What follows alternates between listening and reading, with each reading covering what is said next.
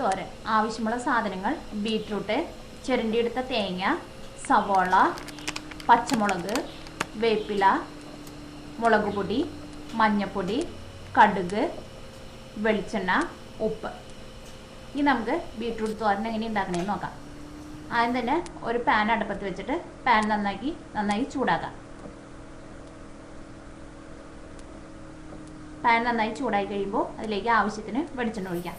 വെളിച്ചെണ്ണ ചൂടായി കഴിയുമ്പോൾ ഇതിലേക്ക് കടുകിട്ട് പൊട്ടിക്കാം. കടുക് പൊട്ടിക്കഴിയുമ്പോൾ ഇതിലേക്ക് നമുക്ക് വേപ്പില ചേർക്കാം.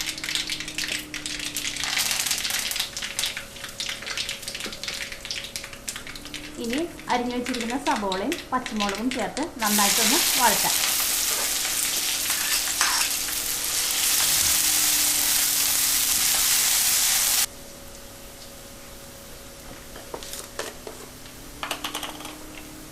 സവാള വഴന്ന് ചെറിയൊരു ഗോൾഡൻ ആയി കഴിയുമ്പോൾ ഇതിലേക്ക് നമുക്ക് മഞ്ഞൾപ്പൊടി ചേർക്കാം.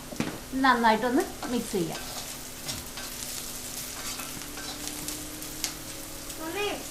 ഇനി ഇതിലേക്ക് മുളക് പൊടി ചേർക്കാം. നന്നായിട്ടൊന്ന് മിക്സ് ചെയ്യാം. മുളക് ചെറിയൊരു ബ്രൗൺ ആവുന്നതുവരെ നന്നായിട്ടൊന്ന് മിക്സ് ചെയ്യാം.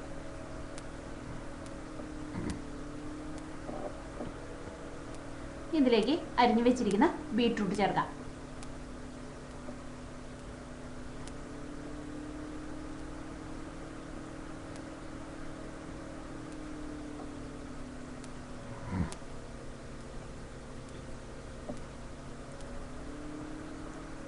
ആവശ്യത്തിന് ഉപ്പും ചേർക്കാം.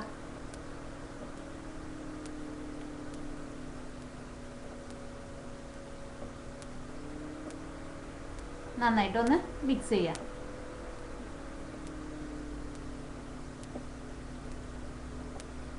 നന്നായിട്ട് മിക്സ് ആയി കഴിഞ്ഞ് കഴിയുമ്പോൾ നമുക്ക് ചിരണ്ടി വെച്ചിരിക്കുന്ന തേങ്ങയും ചേർത്ത് മൂടി വെച്ചിട്ട് ബീറ്റ്റൂട്ടിനെ നന്നായിട്ടൊന്ന് വേവിച്ചെടുക്കാം.